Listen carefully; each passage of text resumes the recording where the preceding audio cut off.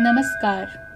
आज हम आपके लिए लेकर आए हैं विनायक चतुर्थी के व्रत की कथा और उसकी पूजा की विधि। मार्गशीर्ष माह के शुक्ल पक्ष की चतुर्थी तिथि जो है वह 4 दिसंबर को दोपहर 1:10 पर शुरू होगी और इसका समापन जो है वह 5 दिसंबर को दोपहर के 12:49 पर होगा। इस दिन जो है वह चंद्र के अस्त होने का समय 9:07 का है। तो जो है विनायक चतुर्थी का व्रत जो भी रखना चाहते हैं वह 5 दिसंबर को इसे रख सकते हैं।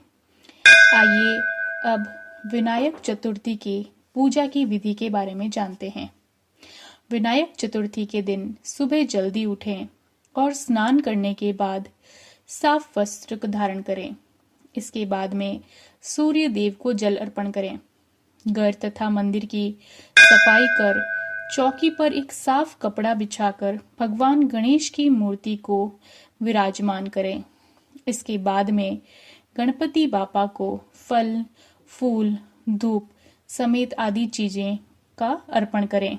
देसी घी का दीपक जलाकर उनकी विधि पूर्वक आरती करें और फिर मंत्रों का जाप भी करें।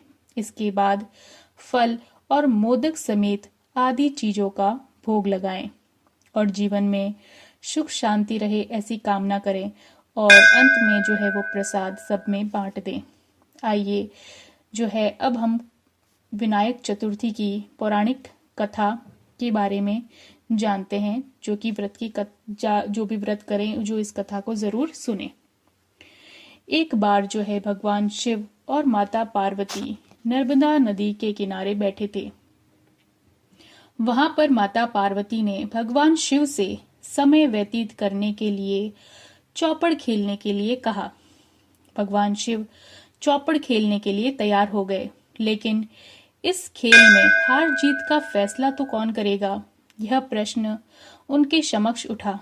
तो भगवान शिव ने कुछ तिनकों को एकत्रित किया और उसका एक पुतला बनाकर उसकी प्राण प्रतिष्ठा कर दी और पुतले से कहा, बेटा हम चौपड़ खेलना चाहते हैं, लेकिन हमारी हार जीत का फैसला करने वाला कोई भी नहीं है, इसलिए तुम ही बताना कि हम दोनों में से कौन हारा और कौन जीता।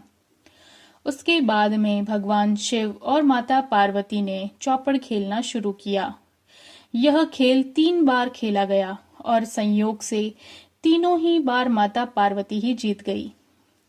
खेल समाप्त होने के बाद में बालक से हार जीत का फैसला करने के लिए कहा गया, तो उस बालक ने महादेव को विजय बताया। यह सुनकर माता पार्वती को बहुत क्रोध आया और क्रोध में उन्होंने बालक को लंगड़ा होने और कीचड़ में पड़े रहने का श्राप दे दिया। बालक ने माता पार्वती से माफी मांगी और कहा कि यह मुझसे अज्ञानतावश हुआ है, मैंने किसी द्वेष भाव से यह नहीं किया। बालक ने जब क्षमा मांगी तब माता पार्वती ने कहा, यहाँ गणेश पूजन के लिए नाग कन्याएं आएंगी, उनके कहे अनुसार तुम गणेश व्रत करो, ऐसा करने से तुम मुझे प्राप्त करोगे। यह कहकर माता पार्वती शिव के साथ में कैलाश पर्वत पर चली गई। 1 वर्ष के बाद में जब उस स्थान पर नाग कन्याएं आई, तब नाग कन्याओं से श्री गणेश के व्रत की विधि मालूम करके उस बालक ने 21 दिन लगातार गणेश जी का व्रत किया। उसकी श्रद्धा से गणेश जी बहुत प्रसन्न हुए। उन्होंने बालक को उसकी मनोवांछित फल मांगने के लिए कहा। उस पर उस बालक ने कहा कि हे विनायक, मुझ में इतनी शक्ति दीजिए कि मैं अपने पैरों से चलकर अपने माता पिता के साथ कैलाश पर्वत पर पहुंच सकूं और वे देखें और प्रसन्न हो। तब बालक को यह वरदान गणेश जी ने दे दिया और वह अंतर्ध्यान हो गए। इसके बाद में वह बालक कैलाश पर्वत पर पहुंचा और कैलाश पर्वत पर पहुंचने की अपनी कथा उसने भगवान शिव को सुना दी।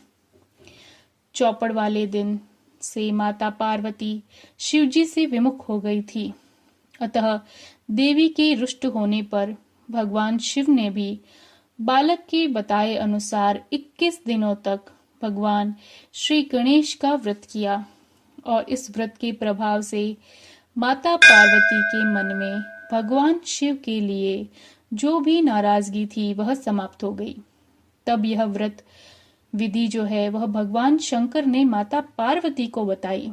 यह सुनकर माता पार्वती के मन में भी अपने पुत्र कार्तिकेय से मिलने की इच्छा उत्पन्न हुई।